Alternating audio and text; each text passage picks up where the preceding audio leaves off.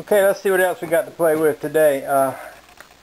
This is the remains of an old 55 Plymouth that my neighbor hauled home for junk, and he wants to haul this off for scrap metal, and I'm okay with that, but I'd like to try to save what I can of it.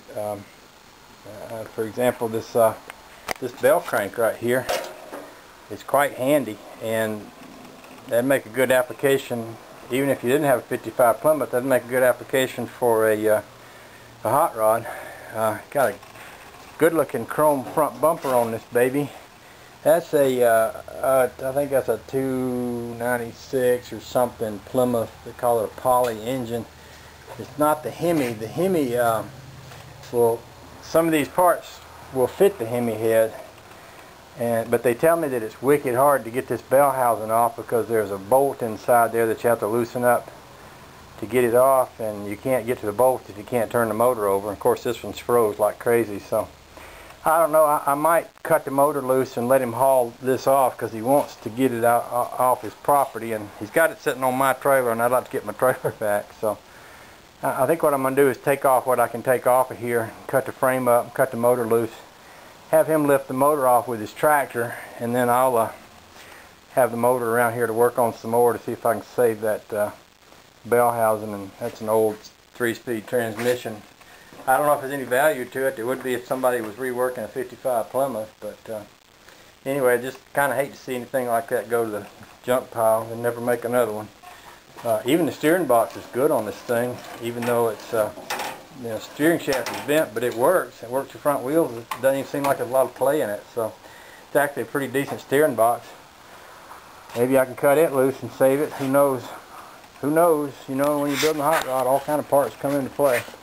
But I just thought I'd mess with it a little bit today and see how far I get. I'm going to start off seeing what I can unbolt, and then if I can't unbolt stuff, I'll get the cutter out and we'll cut stuff. See how that goes.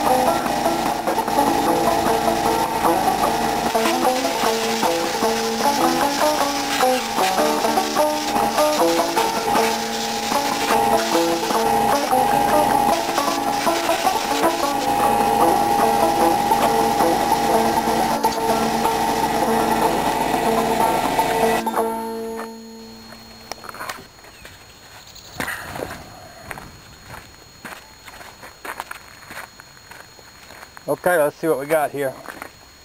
I got the front bumper off. I got this front bumper pan off. I don't know if that's good for anything or not, but you know, if anybody had a 55 Plymouth, it might be. I saved the steering box because I've got a 57 Ford steering box on my car, and it wasn't very good. It was pretty wore out, and I remember going and looking for one, hoping I could find one. And you know, you never know, somebody out there might be looking for a 55 Plymouth steering box, so I saved that thing.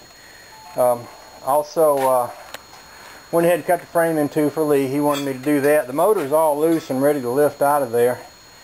What else? I got something. Thought I had some other. Oh, I got the bell crank and all out. And here's this little. Anybody that's ever familiar with old cars will recognize this piece. This is the piece that I had one of these on an old Ford truck I had. It had a bell crank that mounted to the frame, one side of the frame, one side of the engine block. I had a 430 Lincoln engine in my old truck. It would torque so hard it would pull this thing out of the bell crank. And if I was ever showing off, it would dump out in the road, and had a couple bearings in mine. And I'd have to come back and get them. I remember burning the tires out of the Jitney Jr. one day showing off for this boy. And my bearings fell out. I waited till he left and then drove back up there in first gear and found the bearings, climbed up under there and put them back in so I could drive home. But anyway, I'll save that and get that whole bell housing off there if I can, transmission and everything, but we'll see. Now that this is all apart, Lee can lift the motor out. He can haul off this front end and frame pieces. You know, if anybody needed, these are, I believe you call these trunnions. This is an old Plymouth front end. If anybody needed them, it'd be awesome, but it's pretty hard to find anybody needing 55 Plymouth parts in my part of the woods, so unless somebody jumps out of the bushes and says, hey, I want that stuff, I guess it's going. Anyway, there's enough of that. I'm going to clean up and call it a day.